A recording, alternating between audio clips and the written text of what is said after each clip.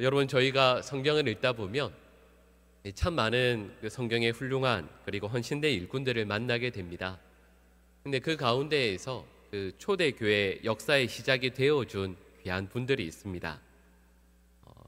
그분들은 특별히 자신의 집을 교회로 내어주신 분들이에요.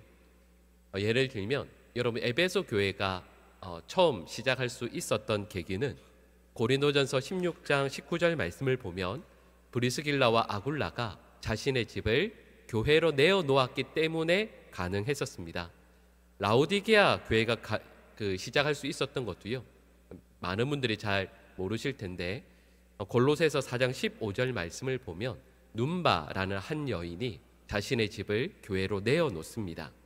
골로새 교회가 시작되었던 것도 우리가 잘 알고 있는 빌레몬, 그리고 그의 아내 아비야, 그리고 그의 아들 아키뽀가 자신의 집을 교회로 내어놓았기 때문에 가능했었습니다. 이건 성경에 나오는 초대교회뿐만 아닙니다.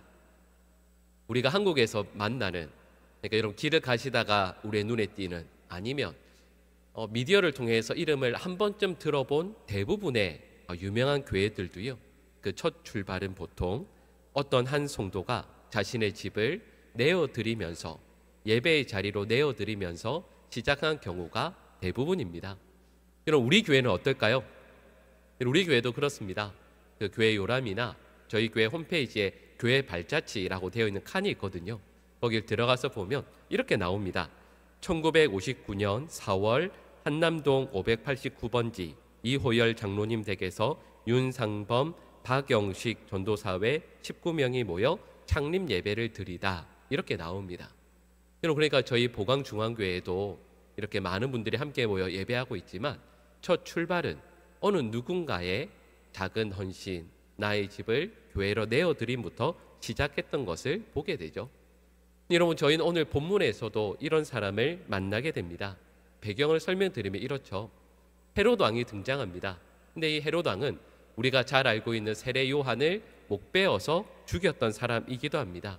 그리고 그 이후에 예수님의 제자이죠.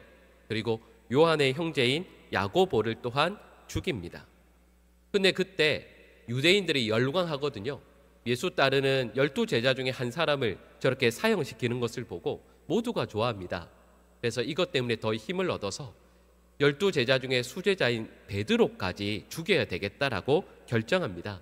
그리고 그 베드로를 잡아서 이제 내일 사형을 하게 되었습니다. 근데 그 전날 밤에 천사가 베드로를 구출해냅니다. 깊이 잠든 베드로를 툭 쳐서 결박한 것들을 풀어버리고 그의 손을 이끌고 이 베드로를 지키는 바수꾼 1, 바수꾼 2, 한 사람 한 사람 지나서 성벽문까지 열어주고, 그래서 결국은 시내 한 거리에까지 도착하게 됩니다. 베드로 입장에서 보면 푹 자다가 정말 말 그대로 얼떨결에 나오게 된 것이죠. 근데 여러분, 그때 베드로의 상황을 이렇게 말씀합니다. 우리 오늘 본문 11절 말씀을 우리 같이 읽어보겠습니다. 이에 베드로가 정신이 들어 이르되 내가 이제야 참으로 유대 백성의 모든 기대에서 벗어나게 하신 줄 알겠노라 하여 아멘. 여러분, 정신없이 천사의 손에 이끌려 나왔다가 환상인 줄 알았는데 이게 하나님께서 천사를 보내셔서 나를 살려주셨구나라는 것을 문득 깨닫게 됩니다. 이때 베드로의 마음이 어떠했을까요? 마음이 어떻겠습니까? 첫 번째는 놀랐을 것이고 또 그 다음으로는 감사했겠죠. 감격했을 겁니다. 근데 여러분, 이런 기대, 감사는 잠시고요. 그 다음에 번뜩 드는 생각이 있죠. 여러분, 이제 베드로는 신분이 무엇입니까? 탈옥수죠. 그것도 내일 사형 집행될 사람인데 그 몇 시간을 앞두고 감옥에서 뛰쳐나온, 도망쳐 나온 탈옥수입니다.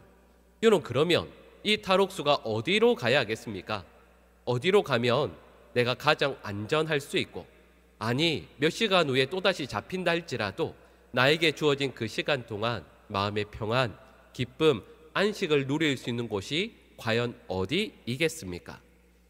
과연 이 베드로에게 보호와 안식을 제공할 수 있는 곳이 어디이겠습니까? 여러분, 그때 이 사도 베드로의 마음에 번뜩 생각이 드는, 기억에 떠오르는 곳이 있었습니다. 여러분, 이어지는 우리 오늘 본문 12절 말씀의 전반부 내용을 같이 읽겠습니다. 깨닫고 마가라 하는 요한의 어머니 마리아의 집에 가니 아멘. 여러분, 베드로는 감옥에서 탈옥해서요, 어디로 가야 될지를 모르는 바로 그 순간 딱 한 군데를 머릿속에 떠올립니다. 그리고 그곳으로 달려가죠. 그곳은 바로 마가라 하는 요한의 어머니 마리아의 집이었습니다. 그리고 여기서 말하는 마가라 하는 요한, 이 사람이 누구이겠습니까? 바로 마가복음을 쓴 그 마가이고요. 그리고 마가라 하는 이 요한의 집이라는 곳이 바로 우리가 이미 알고 있는 마가의 다락방이라고 불리는 곳입니다. 여러분, 실제로는 성경 말씀을 보면 마가의 다락방이라는 말은 나오지 않습니다.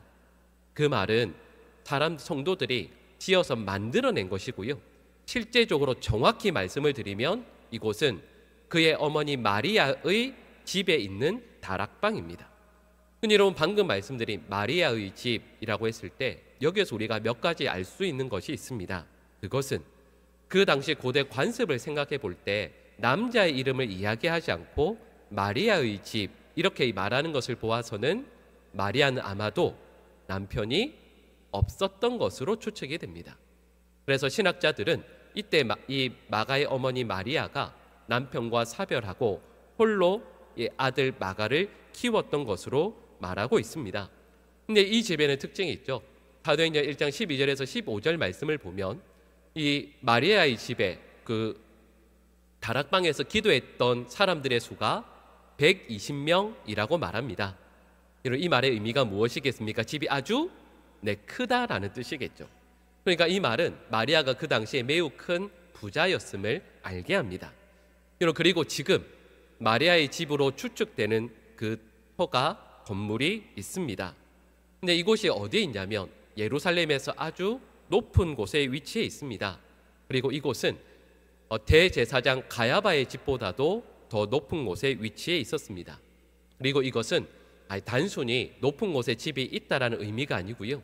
이 당시에는 사회적인 위치가 높을수록 더 높은 지역에 거주했습니다. 이 말의 의미가 무엇이냐면 이 예루살렘에서 종교적으로는 대제사장 가야바가 최고의 위치에 있지만 그 당시의 사회적, 경제적 위치를 고려해 보면 마리아가 그 집안이 더 상위 집안이라는 것을 말해주고 있는 것이죠. 여러분, 이 말씀의 의미가 무엇이겠습니까? 마리아는 아침에 일어나서 집 창문을 쫙 열면 앞, 뒤, 좌우에 있는 사람들 모두가 소위 말하는 그 당시의 사회에서 가장 높은 직급에 있는 사람들이라는 뜻입니다. 여러분, 그런데 그 집을 열어서 예수님을 따르는 그 성도들의 기도와 예배의 자리로 내어준 것이죠. 여러분, 여기까지 말씀을 드리면 이게 무슨 의미가 있나 싶지만 여러분, 실은 이건 아주 위험한 행동이었습니다. 왜냐하면 그 당시에 집 근처에 있는 모든 상류층 사람들이 저 집에 예수 믿는 사람들이 늘 드나든다라는 것을 금세 알아차릴 수 있지 않겠습니까? 여러분, 이때만 해도요, 예수님은 십자가에 달려 죽은 사형수였습니다. 예수님을 따르는 사람들은 수배범들이죠. 근데 그들이 이 마리아의 집에 계속 드나든다라는 것은 매우 위험한 일 아니겠습니까? 처음에 이 마리아가 자신의 집을 열었던 것은 이렇게 위험한 일은 아니었습니다. 아마도 그의 집을 제자들이 처음 사용했던 것은 아마도 최후의 만찬 때였던 것 같습니다. 예수님과 제자들이 처음 예루살렘에 입성했을 때 그때만 해도 분위기가 너무 좋았거든요. 예수님은 무엇으로 예루살렘 성에 들어오셨죠? 왕으로 오셨습니다. 아마도 예수님을 모두가 자신의 집에 모시기를 원했을 겁니다. 근데 그 가운데에서 특별히 마리아가 자신의 집에 모시게 되었을 때에는 이건 오히려 축복이라고 할 수 있죠. 기쁨이라 할 수 있습니다. 여러분, 그때는 예수님께서 오시는 것이 감사한 일이었지만 시간이 조금만 지나고 나니 상황이 완전히 바뀌게 되었습니다. 한 주도 안 되어서 예수님은 유대인들의 미움과 증오의 대상이 되었고요. 로마 당국에는 반역자가 되었습니다. 사형수가 되어서 십자가형의 죽임을 당합니다. 예수님을 따른 제자들은 수배범이 되죠. 여러분 말씀드렸던 것처럼 이들을 위해 집을 내어준다라는 것은 공범이 된다라는 뜻 아니겠습니까? 근데 그리고 나서 또 시간이 지납니다. 부활하신 예수님께서 제자들을 만나 주시다가 승천하신 곳이 바로 감람산이었습니다. 예수님께서 감람산에서 예수님을 따르는 600명의 사람들을 만나 주시고 지상 사명이라고 하는 명령을 내리십니다. 그리고는 그곳에서 승천하시게 되죠. 근데 그 600명 중에서 480명의 사람들은 어디론가 가게 되지만 120명의 사람들은 그 자리에 있다가 어느 한 곳으로 마치 약속이나 한 것처럼 이동하게 됩니다. 그리고 그곳에서 열흘 동안 밖으로 나오지 않고 기도합니다. 그리고 그곳에서 성령의 오순절 강림을 경험하게 됩니다. 그곳이 어디냐면 바로 마가의 다락방이라 불리는 마리아의 집이었습니다. 그리고 이곳에서 초대교회가 출발하게 되는 거죠. 여러분, 그러니까 마리아의 집은 초대교회의 심장이자 출발점이라고 할 수 있습니다. 근데 여러분, 이런 상황에서 앞서 말씀드렸던 것처럼 요한의 형제 야고보가 순교합니다. 그리고 수제자 베드로가 감옥에 갇혀서 사형당하기 직전에 있습니다. 여러분, 이때 마리아는 결단을 해야 됩니다. 지금까지 해왔던 것처럼 계속해서 자신의 집을 예배와 기도의 자리로 열어둘지, 아니면 자신과 그리고 자신의 그토록 사랑하는 아들 마가의 생명을 위해서 잠시 닫을지를 결정해야만 합니다. 여러분, 그때 우리라면 어떻게 하겠습니까? 근데 이때 마리아는 이렇게 합니다. 우리 사도행전 12장 5절 말씀을 같이 읽겠습니다. 이에 베드로는 옥에 갇혔고 교회는 그를 위하여 간절히 하나님께 기도하더라. 아멘. 그럼 베드로가 옥에 갇혔습니다. 그때 성도들은 이렇게 합니다. 교회는 그를 위하여 간절히 하나님께 기도하였다. 근데 여러분, 여기에서 교회로 모인 곳이 바로 마리아의 집이었습니다. 마리아는 여전히 자신의 집을 열어두었고 이곳에 예수님을 믿는 예수님의 제자들 그리고 성도들은 함께 모여 간절히 기도합니다. 그리고 앞서 말씀드렸던 것처럼 그 감옥에서 나오게 되었을 때 베드로가 머릿속에 떠올렸던 유일한 장소는, 그리고 그가 얼마 만에 생명이 남았는지 모르지만 그 아주 짧은 시간이 나에게 주어졌을 때 반드시 가고 싶었던 딱 한 곳, 유일한 곳은 바로 마리아의 집이었습니다. 그리고 그곳으로 달려갔을 때 왜 주님께서 자신을 풀어주셨는가를, 그 이유를 비로소 깨닫게 됩니다. 오늘 본문 12절 말씀을 우리 같이 읽겠습니다. 깨닫고 마가라는 요한의 어머니 마리아의 집에 가니 기도하고 있더라. 아멘. 저희가 좀 전에 읽었던 5절 말씀도 그러하고 방금 읽은 12절 말씀도 그러합니다. 교회 모든 성도들은 마리아의 집에 모여 함께 기도하고 있었습니다. 앞서 말씀드렸던 사도행전 1장과 2장 그리고 오늘 본문인 12장 말씀을 모아보면 이렇게 말씀드릴 수 있죠. 그럼 마리아의 집은 그냥 우리 흔히 이야기하는 홈 스위트 홈이 아닙니다. 그냥 우리 가족들이 하루의 일과를 마치고 와서 편히 쉬는 편한 가족들이 모이는 그런 장소만이 아니었습니다. 사도행전 1장에서 2장 말씀을 보면 성도들이 함께 모여 기도하니 하늘의 문이 열리고 성령이 임재하시는 곳이었습니다. 그리고 사도행전 12장에서는 성도들이 함께 모여 기도할 때 감옥의 문이 열리고 베드로가 그리고 초대교회가 놀라운 기적을 체험하는, 교회를 다시 일으켜 주심을 경험하는 곳이 되었습니다. 마리아의 집은 모든 묶인 것을 풀어버리도록 하는 기도의 자리, 기도의 집이었습니다. 여러분, 저희는 초대교회가 얼마나 크게 부흥하고 성장했는지를 잘 알고 있습니다. 초대교회가 세워지고 나서 날마다 믿는 자들의 수가 더해지게 되죠. 복음이 힘있게 전파되었습니다. 여러분, 만약에 여러분들에게 초대교회가 그렇게 성장할 수 있었던 계기가 무엇인가 라고 물어보시면 할 수 있는 내용들이 몇 가지 떠오르실 겁니다. 당연히 사도 베드로의 힘있고 능력 있는 설교 덕분 아니겠습니까? 그가 설교할 때 3,000명이 5,000명이 회심하고 돌아왔습니다. 이뿐만 아니죠. 베드로와 요한이 성전 미문 앞에서 나면서부터 안전뱅이였던 자를 붙들어 일으켜 세웁니다. 놀라운 기적을 행하죠. 역시 설교뿐만 아니라 놀라운 기적이 초대교회에 일어났기 때문이 아니겠습니까? 또 이뿐만 아닙니다.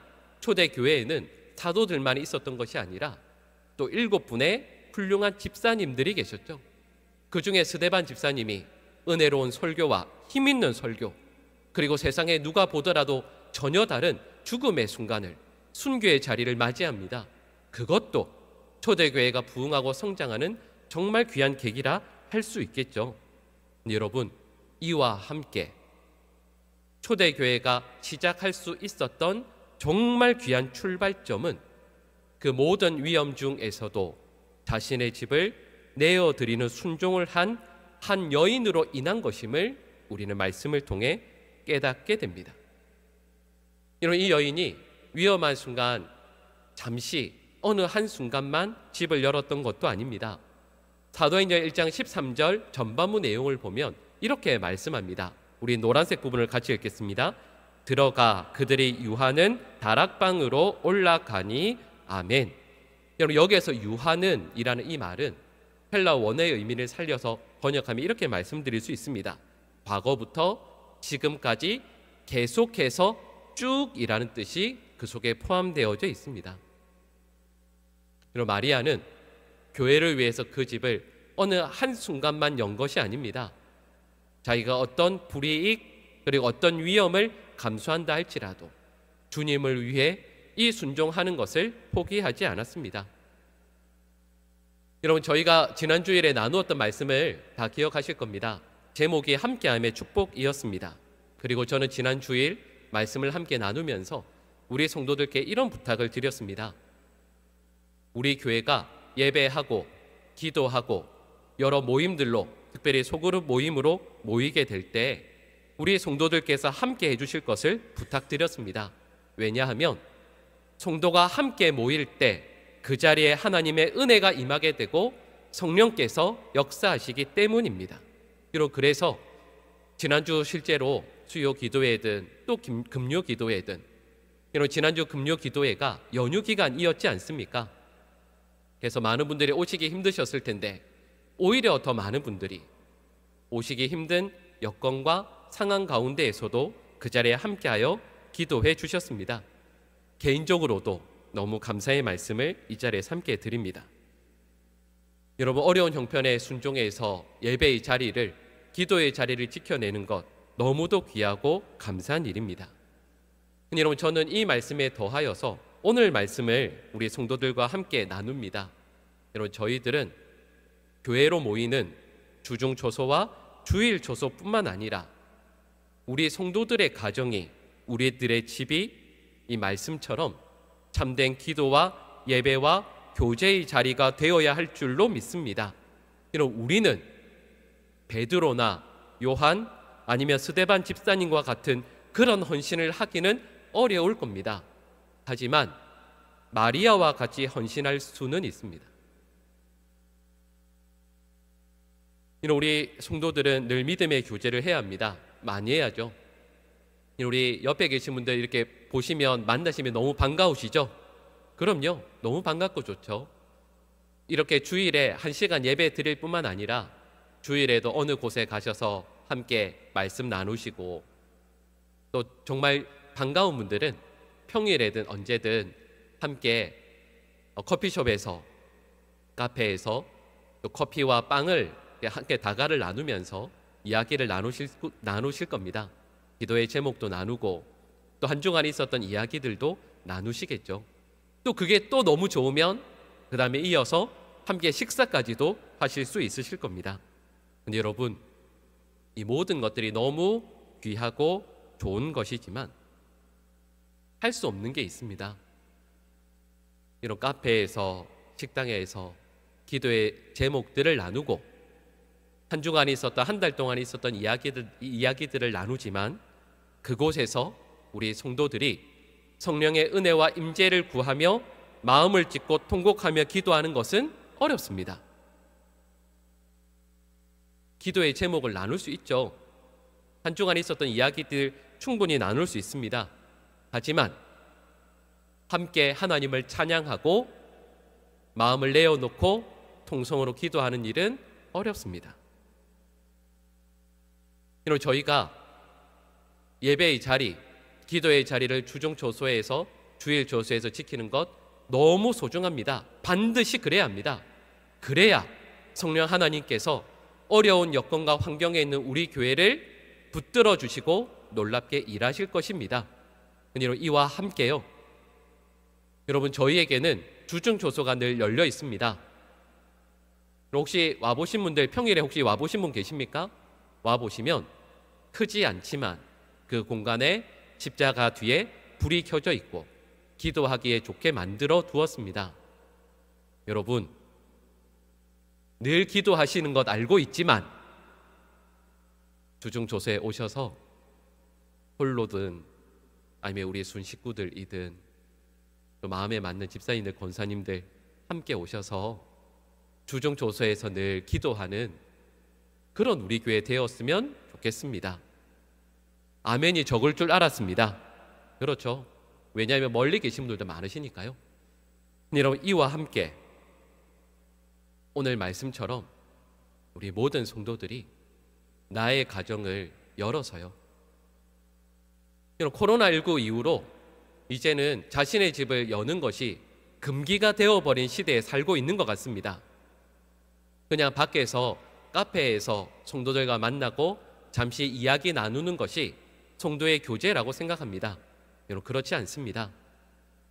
나의 집을 열어서 오가는 분들이든 아니면 친한 누군가든 혹은 마음의 주님께서 계속 기억나게 하시는 분들이든 함께 하실 수 있으면 집에 함께 불러서 맛있는 음식 먹느라, 그거 먹고 치우느라 온 힘을 다 쏟는 게 아니라 물 한 잔 떠놓고서라도요 함께 기도하고 성령의 은혜를 구하고 서로를 위해서 중보 기도하는 그 자리에 성령 하나님께서 우리 성도들과 그 가정을 붙드시고 은혜 내려주시지 않겠습니까? 여러분, 지금 순예배 드리는 것이 어렵습니다. 그래서 순예배 드리는 곳이 잘 없죠. 여러분, 또다시 생각해 보시면 여러분, 순예배 드리는 것이 어렵지만 여러분, 그것도 귀한 순종 아니겠습니까? 할 수 있으니까 하는 것이 아니고요, 어려우니까 순종입니다. 우리 사랑하는 순원들 위해서 기도하시다가 하나님께서 마음을 부어주시니 한 분 한 분 초대해서 함께 모여 기도의 제목을 나누고 손을 꼭 잡고 기도하고 주님을 함께 찬양하는 그 자리에 성령 하나님께서 역사해 주시지 않겠습니까? 근데 여러분, 우리의 가정이 이렇게 오늘 이 말씀처럼 작은 교회가 될 때 하나님께서 우리의 가정과 삶의 자리에 놀라운 일들을 행하시기 시작하십니다. 여러분, 마가의 어머니 마리아에게 가장 귀한 기도의 제목이, 중요한 기도의 제목이 무엇이었겠습니까? 아들이죠. 유일한 독자 마가입니다. 처음 말씀드렸던 것처럼 아마도 마리아는 재혼을 하지 않았던 것 같습니다. 근데 마리아가 왜 재혼을 하지 않았을까요? 우리는 충분히 짐작할 수 있습니다. 이런 경우에 마리아가 재혼을 하든 재혼을 하지 않든 그 이유는 사랑하는 아들 마가를 위한 것입니다. 마리아에게 가장 중요한 기도의 제목은 그 아들 마가가 귀한 믿음의 사람으로 바르게 자라는 것입니다. 그런데요, 마가는 유약한 아들이었습니다.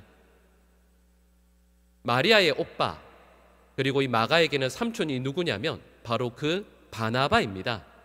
바나바가 바울과 함께 1차 전도 여행을 떠나게 되었을 때 조카 마가를 함께 데리고 가죠. 근데 그 마가는 선교 여행 중에 만나게 된 타우루스 산맥 앞에서 기가 질려버립니다. 저렇게 위험천만한 곳을 어떻게 통과할 수 있을까 하고는 그 길을 중도에 포기해버립니다. 그리고 그때요, 사도 바울은 마가라는 사람을 마음에서 지워버립니다. 저렇게 약한, 저렇게 유약한 사람은 복음을 전하는 일에 쓰임 받을 수 없다고는 마음에서 지워버립니다. 그리고 이후에 마가는 바울과 함께 할 수 없어서 삼촌 바나바와 함께 전도 여행을 떠나게 됩니다. 그리고 그 가운데 그는 믿음의 사람으로 성장하게 되죠. 이후에 사도 바울이 감옥에서 쓴 4편의 서신들이 있습니다. 그 중에 하나가 골로새서입니다. 어제 사도 바울이 이렇게 씁니다. 골로새서 4장 10절 말씀을 우리 같이 읽겠습니다. 나와 함께 갇힌 아리스다고와 바나바의 생질 마가와 이 마가에 대하여 너희가 명을 받았음에 그가 이르거든 영접하라. 아멘. 무슨 말씀이냐면 사도 바울이 로마 감옥에 갇혀 있을 때 그가 믿고 의지했던 모든 사람들이 다 떠나버립니다. 감옥의 수고, 감옥의 괴로움을 함께 할 수 없어서 바울의 곁에 있던 사람들이 떠납니다. 근데 그 곁을 지켰던 사람이 바로 이 마가였습니다. 그리고 사도 바울은 골로새 교회에게 이렇게 이야기합니다. 골로새 교회를 맡을 목회자로 다른 사람이 아닌 내가 가장 신뢰하는 사람 마가를 너에게 파송한다. 그러니 너희가 그를 영접하라 말씀하는 거죠. 여러분, 이뿐만 아닙니다. 사도 바울이 이제 죽음을 앞두고 가장 마지막에 쓴 서신이 디모데 후서입니다. 디모데 후서의 가장 마지막 장이 또한 4장이죠. 근데 사도 바울이 자신의 죽음을 앞두고 자신의 가장 사랑하는 사람, 믿을 만한 사람을 이렇게 이야기합니다. 디모데후서 4장 11절 말씀을 후반부 말씀을 같이 읽습니다. 내가 올 때에 마가를 데리고 오라. 그가 나의 일에 유익하니라. 아멘. 유약하고 사도 바울이 마음에서 지워버릴 수밖에 없었던 그 마가를 사도 바울은 죽음을 앞둔 가장 인생의 마지막 순간에 떠올립니다. 그는 참으로 나의 일에, 하나님의 일에 유익한 사람으로 우뚝 서 있습니다. 여러분, 이뿐만이 아닙니다. 사도 바울과 함께 초대교회의 가장 귀한 사람인 수제자 사도 베드로는 로마와 이방 세계에 복음을 전파합니다. 여러분, 베드로가 복음을 전파하는 그 중에 곁에 한 사람이 동행하였습니다. 그 사람이 누구이겠습니까? 마가입니다. 여러분, 그래서 베드로전서 5장 13절은 이렇게 말씀합니다. 같이 읽겠습니다. 택하심을 함께 받은 바벨론에 있는 교회가 너희에게 문안하고 내 아들 마가도 그리하느니라. 아멘. 사도 바울에게 영적인 아들은 디모데였습니다. 여러분, 사도 베드로에게 영적인 아들은 그 유약했던, 그 어렸던 마가였습니다. 그럼 마리아에게 가장 큰 기도의 제목은 자신의 아들 마가가 아버지 없이 홀로 자랄 때 바르게 믿음으로 크는 것 하나였습니다. 그런데 이것을 마리아의 손을 벗어났지만 하나님께서 자신의 집을, 자신의 삶을 기도와 예배의 자리로 내어드린 마리아의 그 간절한 기도의 제목을 주님께서는 들어서 응답해 주십니다. 책임져 주십니다. 여러분, 저는 이 말씀을 함께 나누면서 저는 우리 모든 성도들의 가정이 마리아의 집과 같이 성령께서 임하셔서 우리의 묶인 것이 풀리고 하나님의 은혜와 성령의 임재가 가득한 곳 될 수 있기를 간절히 축복합니다. 여러분, 우리의 가정은 작은 보광중앙교회가 될 수 있습니다. 아니, 되어야만 합니다. 많은 성도들이 함께 모여 예배하고 기도하는 곳이 이 보광중앙교회라고 한다면 우리 성도들의 가정은 작은 교회가 되어야 합니다. 그냥 우리 편한 가족들끼리 모여서 잠자고 식사하고 모이는 곳이 아니라 우리 교회 누군가를 불러서 그를 위해서 함께 손을 잡고 기도할 수 있는 곳, 만약에 그것이 불가능하다라고 한다면 우리의 이 작은 가정에 누군가를 위해서 함께 기도하고 우리 가족들이 아름다운 교회가 되어서 성령 하나님의 임재를 바라고 구하는 곳이 되어야 하는 것이죠. 우리의 가정에서 순예배를 드리고 또 누군가를 초대해서 함께 모임하는 그 가운데에서 여러분, 이제는 코로나 이전보다 더욱더 하나님의 은혜와 성령의 임재를 맛볼 수 있는 곳이 우리 모든 성도들의 가정에 될 수 있기를 간절히 축복합니다. 기도하겠습니다. 사랑의 하나님, 코로나 이후로 저희의 가정을 오픈 열지 않는 그런 시대를 살아갑니다. 하지만 살아가는 장로님을, 집사님을, 권사님을, 또 우리 새가족들을 누군가를 함께 초대하고 함께 기도할 수 있는 저희의 가정이 되게 하여 주시고, 순예배도 기도의 모임도 성경을 읽고 함께 묵상하는 그 모임도 다른 곳이 아닌 우리의 가정에서 시작되어질 수 있도록 은혜 베풀어 주시옵소서. 우리의 가정이 성령 하나님의 은혜와 임재가 늘 가득한 곳 될 수 있도록, 진정한 천국 될 수 있도록 우리 모든 성도들이 마음과 뜻을 모으고 주님 앞에 헌신할 수 있도록 주님 은혜 베풀어 주시옵소서. 이 모든 간구를 예수님의 이름으로 기도합니다. 아멘.